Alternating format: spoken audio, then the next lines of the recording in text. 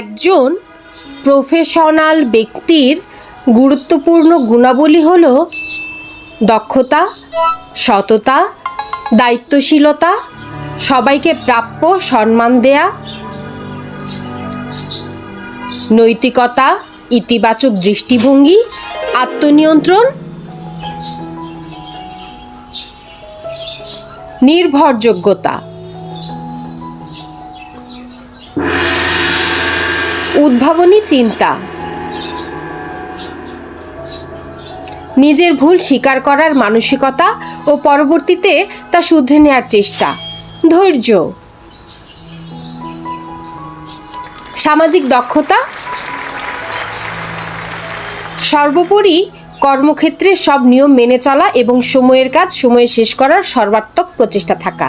বিস্তারিত জানতে সাথেই থাকুন। ধন্যবাদ।